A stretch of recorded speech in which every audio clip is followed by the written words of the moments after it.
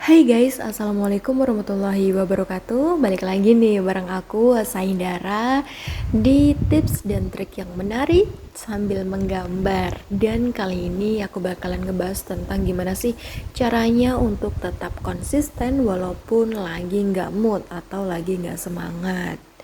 Oke, penasaran? Langsung aja yuk kita simak. Nah, sebelum kita mulai ke inti, kita juga harus tahu nih penyebab dari konsisten atau enggaknya diri kita itu apa sih. Nah, yang pertama adalah biasanya karena kita masih menuruti mood. Kita masih nurutin mood swing kita. Sebenarnya mood swing itu bisa kita atasi dengan cara apa? Dengan cara mindset kita ubah. Ketika kita udah punya target ya kita harus konsisten. Kita harus benar-benar melakukan itu di waktu yang sudah kita tentukan sendiri. Kita juga harus bertanggung jawab atas apa yang sudah ingin kita kerjain. Misalnya kita sudah janji nih, kita udah aku janji bakalan kerjain ini jam 6 gitu. Jadi ya benar-benar harus dikerjain jam 6 itu juga gitu. Kita harus paksain diri di situ. Kita melatih diri kita untuk disiplin, untuk benar-benar bertanggung jawab atas apa yang kita janjikan atau yang ingin kita lakukan. Jangan menunda-nunda karena menunda-nunda ini sama aja kita nurutin mood kita. Gak mungkin dong, ini ibaratnya kalau misalnya kita seorang muslim ya, bagi kita seorang muslim dan kita punya kewajiban untuk sholat fardu 5 waktu, dan ketika kita mengikuti mood swing kita, bayangin dong dosa kita bakalan berapa banyak karena kita nurutin mood kayak gitu. Ini salah satu bukti bahwa kita tuh sebenarnya bisa mengendalikan mood kita sendiri, dan yang bisa mengendalikan adalah diri kita sendiri, kita yang punya badan. Jadi jangan karena kita nggak mood kemudian temen aku sih nggak mau nyemangatin aku dan bla bla bla bla. Kayaknya nggak banget deh, karena badan kita mau disemangatin kayak gimana pun kalau misalnya kita kayak nggak ada niatan, nggak ada kayak kesungguhan dalam diri kita nggak bakalan maju-maju guys. Jadi kita harus bersungguh-sungguh, niatin dalam hati, dan jangan nurutin mood. Nah jadi itu deh. Kemudian penyebab lainnya adalah karena kita biasanya terlalu capek, lelah banget, kerjaan kita banyak, yang lainnya udah numpuk gak karuan, kita udah pusing, udah stres kayak gitu. Itu lebih baik, yang kali ini lebih baik itu kita harus ambil jeda dulu, kita ambil jarak untuk istirahat, jangan dipaksakan ya untuk yang ini. Karena mood swing dengan kelelahan itu beda banget ya. Kalau mood swing itu kayak ya pokoknya nggak mau aja gitu. Nah, sementara kalau misalnya kelelahan, capek, itu karena memang badan kita sudah memberikan sinyal bahwa kita butuh istirahat, kita butuh waktu, kita butuh jarak untuk mengistirahatkan badan kita supaya ngecharge lagi, dicharge lagi gitu kan. Ibarat HP itu udah lowbat gitu kan, gak mungkin kan kita paksa, karena ketika kita paksa pasti bakalan rusak deh. Nah, nggak tahu lagi kan gimana kalau kayak gitu. Nah, selanjutnya adalah ketika kita sakit. Biasanya kenapa kok kita jadi nggak konsisten? Itu biasanya kita misalnya sakit atau tiba-tiba drop, kayak aku pribadi ya, karena aku pribadi itu kayak lebih sering sakit, kayak tiba-tiba sakit karena imun aku mungkin ya lagi nggak stabil. Jadi yang harusnya hari ini dikerjain jadinya ketunda, dan ini ada sesuatu hal di luar jangkauan kita, dan ini nggak bisa kita atasi kecuali ya kita berobat, kemudian kita istirahat dulu sampai kita sembuh.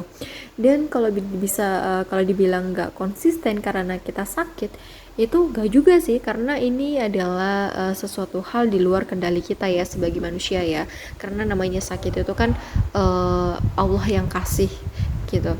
Jadi kita nggak bisa mengendalikan itu, kita cuma bisa berikhtiar untuk sembuh, kemudian baru kita untuk melanjutkan jadwal atau project yang sudah kita buat.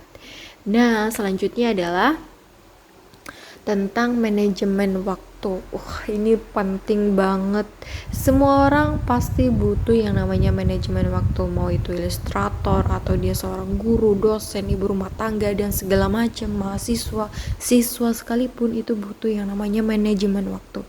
Kalau misalnya kita nggak bisa memanage waktu, itu kerjaan kita pasti bakalan berantakan atau nggak teratur. Kita jadi pusing kan. Ibarat kata kerjaan kita ada 5, tapi kita nggak tahu nih prioritas yang bakalan harus kita kerjain itu yang mana dulu nih, gitu kan. Dari yang paling penting, penting, nggak penting banget, dan sama sekali nggak penting. Kita harus tahu itu dulu ya.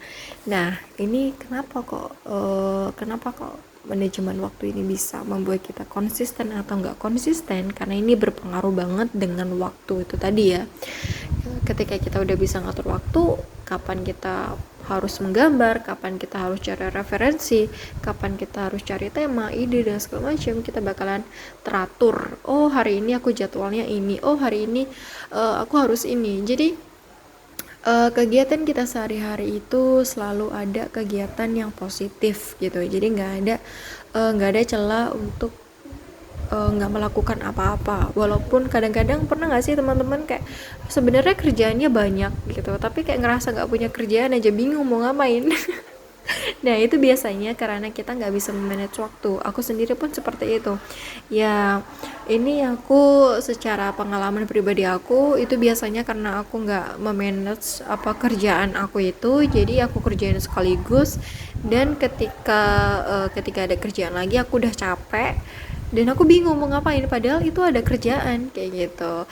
Karena itu sebenarnya ada sinyal bahwa kita butuh istirahat atau jeda ya, sebentar lah, beberapa menit atau beberapa jam aja, nggak perlu sampai berhari-hari, berminggu-minggu, berbulan-bulan, nanti takutnya lupa. Kayak gitu ya guys.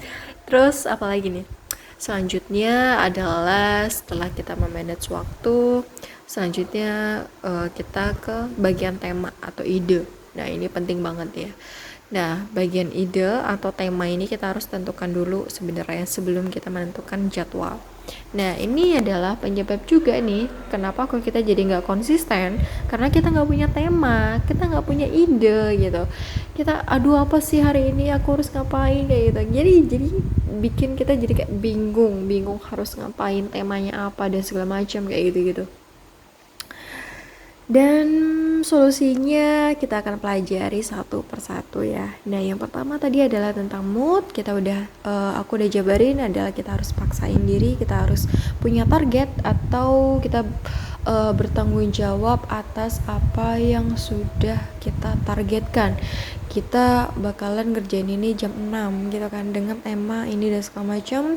Ya kita harus kerjain itu jam 6 bener-bener itu gitu, karena ini akan melatih kita jadi kayak lebih disiplin dan lebih menghargai waktu.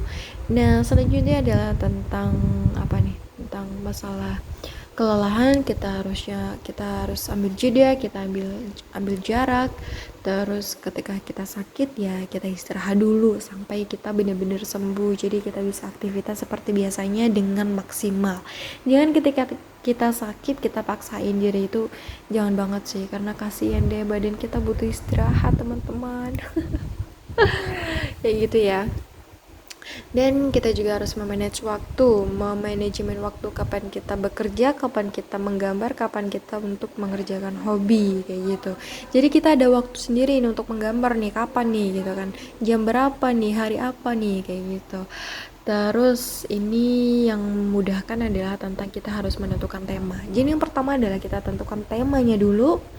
Kita udah tentukan tema nih, coba kita tentukan 5 tema atau 3 tema deh minimal ya dalam 1 bulan gitu, atau 4 deh. Jadi kayak 1 minggu itu ada 1 tema yang bakalan kita kerjain. Ini sebagai suatu challenge buat diri kita sendiri, kita tanggung jawab nggak sih sama tema yang udah kita buat sendiri gitu. Misalnya kita buat tema nih, yang pertama adalah temanya tentang hujan, kemudian yang kedua adalah tentang musim semi, yang ketiga adalah tentang salju, terus musim gugur dan segala macam kayak gitu. Nah, terus dari tema-tema ini kita jabarin lagi nih. Nah, tema hujan ini bakalan kita kerjain kapan, selesainya kapan, kita uploadnya kapan kayak gitu. kita taruh tema-temanya itu di tanggal-tanggal atau jam-jam dimana kita ingin mengerjakannya atau kita ingin mengupload konten kita itu, kayak gitu.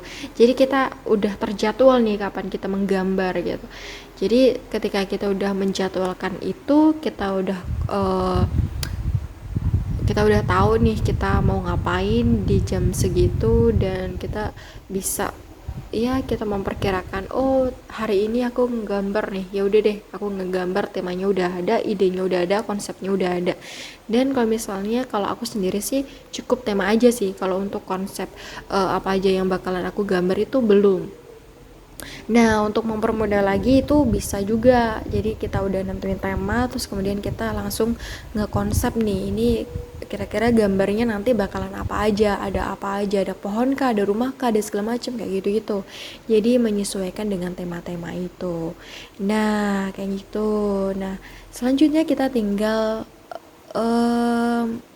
konsisten, atau kita tinggal ngikutin alur waktu atau jadwal yang sudah kita tentukan sendiri. Ya, kita bertanggung jawab lah ya, kita bertanggung jawab atas apa yang sudah kita jadwalkan itu.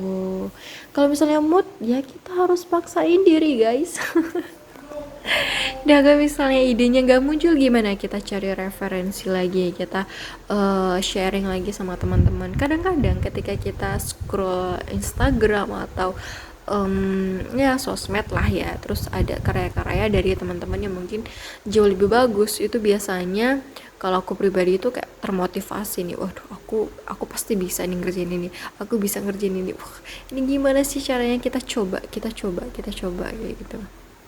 Jadi jangan, apa ya, insecure itu memang manusiawi, tapi jangan terus-terusan, karena kasihan juga ya. Masa iya sih kita bakalan insecure terus kan ya, kita nggak bakalan maju. Jadi kita harus melawan diri kita sendiri, melawan mood swing kita gitu. Kita harus semangat, kita yakin aku bakalan bisa, kayak gitu ya, kurang lebih seperti itu ya. Untuk ringkasannya adalah, yang pertama kita tentukan tema, konsep, terus kita tentuin jadwalnya kapan aja, terus kemudian kita mencoba untuk bertanggung jawab atas apa yang sudah kita jadwalkan. Ya benar-benar harus dikerjain gitu. Dengan begitu konten kita di Instagram juga bakalan lebih teratur dan lebih konsisten kayak gitu. Ini lebih ke melatih diri ya. Jadi kita bikin jadwal ini biar kita jadi kayak melatih diri untuk bertanggung jawab atas apa yang sudah kita jadwalkan sendiri kayak gitu. Semoga membantu ya teman-teman ya. Kalau misalnya ada yang kurang atau ada hal yang mungkin nggak pas nih itu, atau kritik dan saran, itu aku terima banget. Boleh di komentar, boleh juga japri gitu ya, tapi ya jangan julid-julid dong ya. Oke, semangat, dan semoga tips dan triknya kita ngobrol-ngobrol di sini ya, kita ngobrol-ngobrolnya itu cukup bermanfaat ya, semoga ya. Alhamdulillah. Kalau misalnya teman-teman pengen ada tips dan trik lagi sambil menggambar, itu boleh banget, nanti bisa kasih saran ke aku melalui DM, komentar, atau ya melalui sosmed yang udah teman-teman tahu ya. Jadi tetap semangat, and see you. Jangan lupa subscribe, comment, dan like. Wassalamualaikum warahmatullahi wabarakatuh. Bye.